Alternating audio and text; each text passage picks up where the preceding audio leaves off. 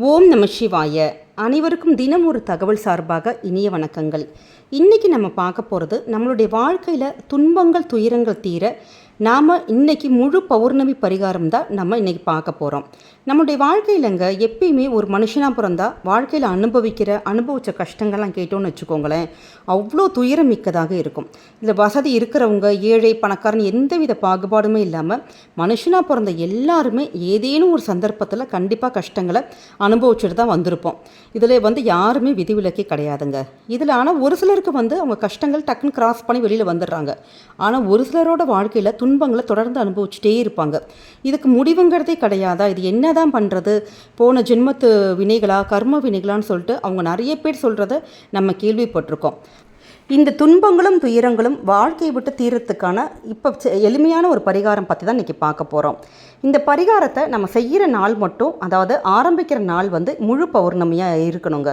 இவ்வளோ தான். இதுக்கு வேறு எந்தவித ஃபார்மாலிட்டி எதுவுமே கிடையாது. நம்ம பூஜை புனஸ்காரங்கள் தீபம் ஏற்றுறது விரதம் இதெல்லாம் எதுவுமே தேவையில்லைங்க. நீங்கள் ஆரம்பிக்கிற அன்னைக்கு முழு பௌர்ணமியாக இருக்கணும். மற்ற எந்த நாளையுமே இது நம்ம ஆரம்பிக்கக்கூடாது. இதுக்கு என்ன தேவைன்னு கேட்டால் ஒரே ₹1 நாணயம் மட்டும்தான். நீங்கள் முழு பௌர்ணமி அன்னைக்கு ராத்திரி படுக்க போகிறதுக்கு முன்னாடி உங்கள் தலகாணி கடியில் இந்த ₹1 நாணயத்தை மட்டும் வச்சுருங்க. அடுத்த நாள் காலையில் வேறு உங்கள் குடும்பத்தில் வேறு யார்கிட்டையாச்சும் சொல்லி அந்த ₹1 நாணயத்தை எடுத்து தனியாக ஒரு இடத்துல பத்திரமா ஒரு டப்பாவோ ஏதாவது வச்சுட்டு அதில் பத்திரமா நீங்கள் எடுத்து வச்சுருங்க. இவ்வளோ தாங்க. சின்ன ஒரு எளிய பரிகாரம் தான் இது. நீங்கள் கண்டினியூஸாக 48 நாள் இந்த பரிகாரத்தை நீங்கள் செய்யணும். டெய்லி செய்யணும். 48 நாள் செய்யணும். 48 நாள் முடித்ததுக்கப்புறம் 49வது நாள் இந்த நாணயம் மொத்தம் ₹48 சேர்ந்துருக்குங்களா, இந்த நாணயத்தை வச்சு யாருக்காச்சும் ஒரு ஆளுக்கு உணவு தானம் பண்ணணும்.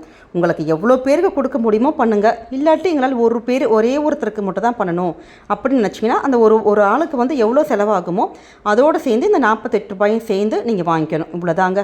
வேறு எந்த இதெல்லாம் எதுவும் கிடையாது. இது தானம் பண்ணுறது அவங்கவுங்க வசதியை பொறுத்து இருக்குது. இந்த பரிகாரத்தை மட்டும் நீங்கள் வாழ்க்கையில் ஒரே ஒரு தடவை மட்டும் செஞ்சு பாருங்களேன். நீங்கள் அனுபவித்து வந்த துன்பங்கள் துயரங்கள் மனவேதனைகள் இது எல்லாமே தீர்ந்து கண்டிப்பாக நிம்மதியாக வாழக்கூடிய யோகத்தை பெறலாம்னு சொல்லப்படுது. அற்புதமான இந்த பரிகார முறை நிச்சயமாக நம்பிக்கை இருந்தால் நீங்கள் செஞ்சு பாருங்கள். நிச்சயம் பலன் உண்டு.